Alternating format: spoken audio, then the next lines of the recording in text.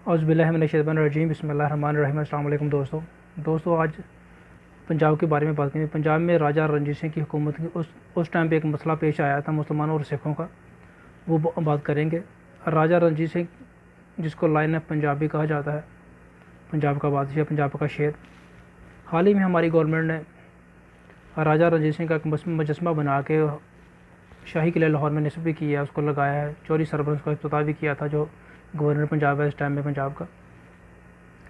राजा रणजीत सिंह के दौर में सिख इकट्ठे होकर राजा रणजीत सिंह की खिदमत में हाज़िर हुए या उसके दरबार में हाज़िर हुए। उन्होंने ये कहा कि जब सुबह सुबह मुसलमान अजान देते हैं तो हमारे बर्तन नापाक हो जाते हैं, तो ऐसा किया जाए कि मुसलमानों को नमाज या अपना अजान देने से रोका जाए।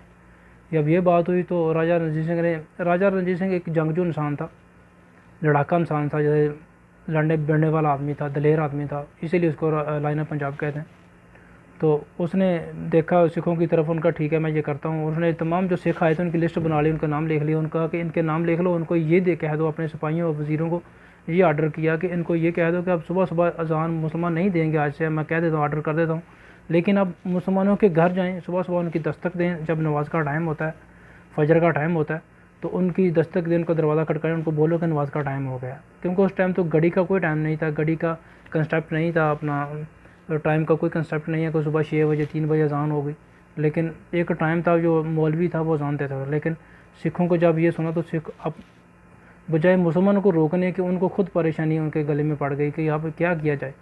10-20 दिन महीना ऐसे चलता रहा, सिख बहुत ज़्यादा तंग आ गए इस टेंशन से।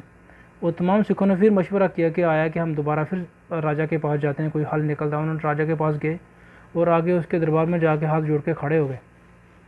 ये बोला कि ये बहुत मुश्किल काम हमसे नहीं होगा, अब मुसलमान अजान दें, कुछ भी करें, अब हमारे बर्तन नापाक नहीं होंगे। बराए मेहरबानी आप अपने हुक्म को, इस आर्डर को वापस ले लीजिए, बहुत मेहरबानी होगी।